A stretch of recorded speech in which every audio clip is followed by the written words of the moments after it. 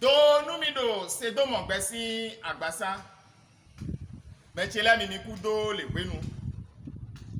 O yen o eno yolo mi do degla avo ato imi. Bo mi benu iwa yoyo devo. Bo eno yodo wen dagbe cheke yo. Wen dagbe mime o wen dagbe reze yo. Bon, mais c'est toi mi ton weteru hunsa eko denu sinu nu jinu mi wai hun ela wai nu konton e mi do na be o bon wacho mi na inu kodo nu iwa le me o na ve mi do mi ni kenklen bono pla mi do Facebook jiwe a o YouTube jiwe a mi kenklen bono pla mi do file do fie ne le bo eyi obo zin we na zion ene onu mi de ton mi we na ime nu konto ina no mole o mi bo pla mi do bonu mi ka mo mi bo maka me de vole eyo mi gba bonu mi ni yi kota egbetonji mi do koda do wen da gbe reze o we bo o kodo kota gle nu konto en lo eyodo nyelado wehuhu bo mina yi gbenu kandio aton donu wiwa elo me nu konton aniwe kayin wehuhu abi aniwe nyelado we go fite wehuhu o ka gosi fite ka ukunsi atongo fite wehuhu o ka yin kakawa je alo fite yin do kakawa je mi gbabo no mi ni kambio nu kontonji wecho mi na kambio nu kontonji o mi na donu mi do eyin wehuhu podo ma opo ina no po a nu e yodo we nu e yodo yen lan to po ma opo ina no po a bedo mo ani we ka yin lan do lo ani e ka yin wehuhu lo wọ́n nú ẹ̀ máa ń gbẹ́ dọ̀ ẹ̀ máa bóló bẹ̀ bló ẹ̀wẹ̀ ìwẹ̀ máa dọ̀ ẹ̀ máa hùmẹ́ o àhùmẹ́ ìwẹ̀ máa dọ̀ ẹ̀ máa dọ̀ àdìgbọ́n o àdọ̀ àdìgbọ́n ìwẹ̀ kàbí nú ẹ̀ máa dọ̀ ẹ̀ ní bló bọ̀ wẹ́ gbẹ́dọ̀ ẹ̀ mi kúnná bló ọ àhùwẹ́ ní.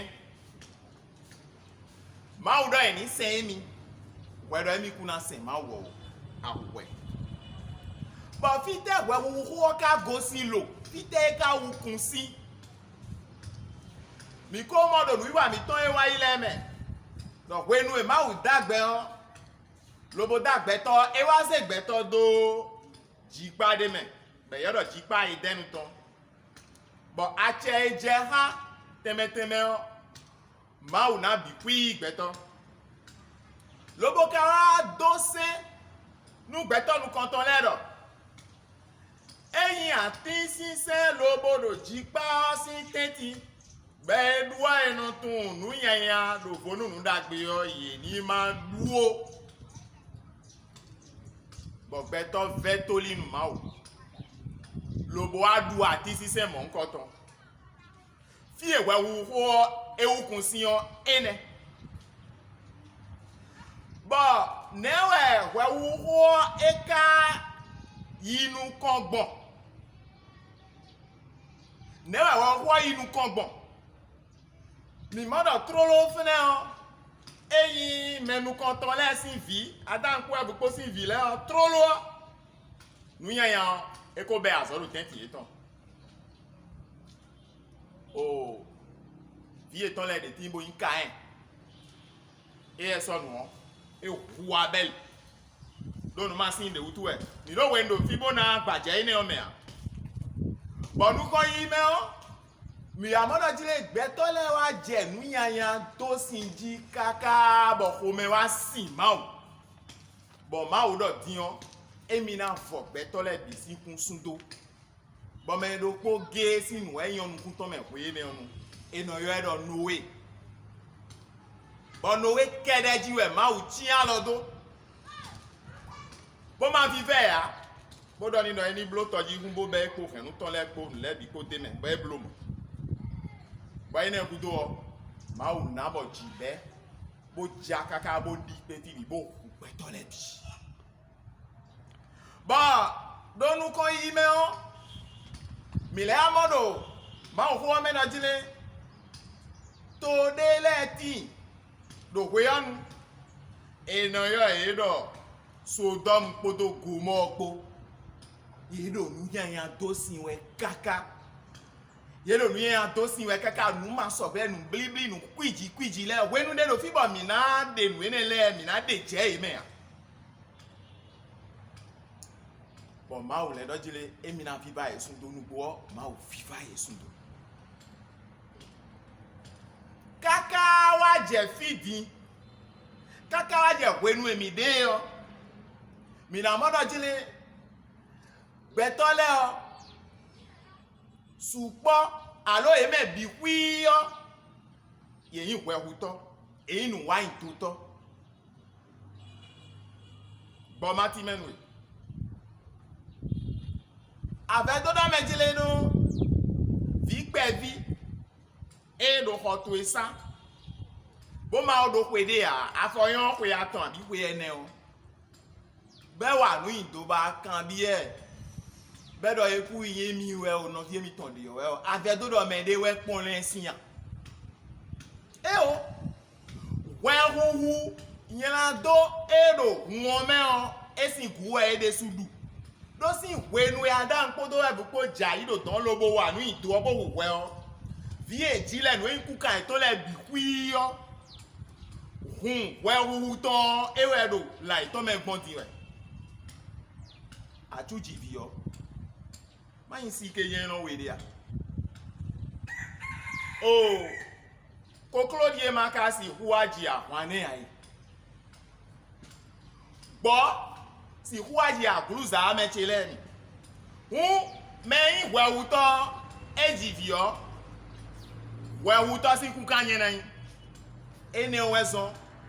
bo kaka wa je egbesi azan gbe yo gbeto gonu nyela to gbeto gonu kwehuhu ene o mewe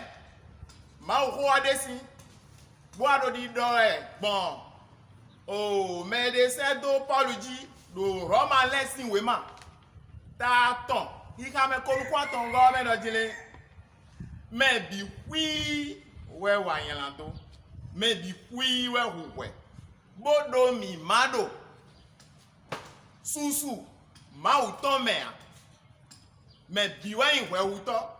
bodo mi mado susu e ma uno na me o me chilemi nuwe yin we wuwo ene fie we wuwo kun si o ene fie yin do aje o ene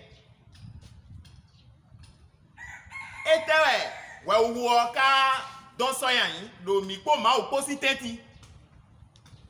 mi wa mi ton e na je ku to ton le me o mi na do nu kun mo je meton egbeton eso do mo na hu e a bonu mi dodo ye che pon e bodo mi mo mi abodo pe se we o no vi mi ton meseton wetehu hunsa bodo ma wole aja fun po iwe na ton bodo le me pon e bodo alo de me bo mi do se gbeche mi ma o nu mi do nde bona kan bi o allo mi do ko de bona do se do bi hun